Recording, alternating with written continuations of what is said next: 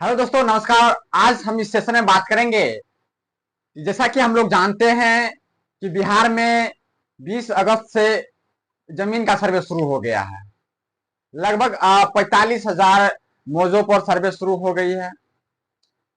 हम लोग इस सेशन में बात करेंगे खास करके जो जमीन विवादित है, जिस जमीन पे कोर्ट में केस चल रहा है, उस जमीन का कैसे सर्वे होगा। यह सवाल हम लोगों के मन में चलता होगा। तो चलिए हम लोग जानेंगे कि हाँ, सही बात है भाई।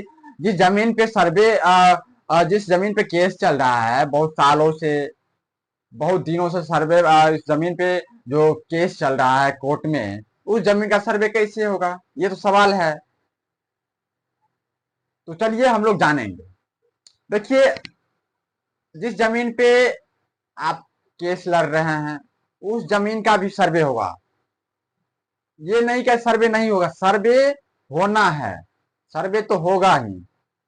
लेकिन जो विवादित है, उस जमीन अगर विवादित है तो जो भी सर्वे के कर्मचारी आएंगे, उस सर्वे के कर्मचारी उस केस के बारे में जानकारी लेंगे, उस पेपर के बारे में। स्वाभाविक है कि केस चल रहा होगा कोर्ट में तो दो पक्ष होंगे। दो पक्ष होते तभी तो केस कोर्ट में चलता है, लड़ा जाता है। दोनों पक्ष को बुलाया जाएगा।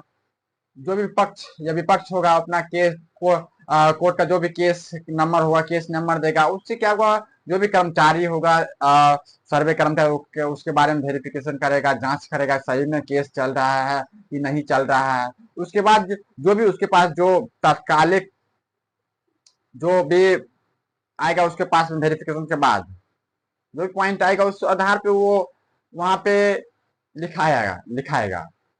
उस फॉर्म में लिखाया जाएगा कि यह जमीन विवादित है, कोर्ट में केस चल रहा है। अभियुक्ति कॉलम होता है प्रपत्र 2 में, जिस प्रकार से हम अगले वीडियो में देखेंगे। प्रपत्र 2 होता है, उसमें अभियुक्ति कॉलम दिया होता है 11 नंबर। उसमें आप उस वहां पे लिखा जाएगा विवादित जमीन है, केस नंबर दर्ज हो जाएगा।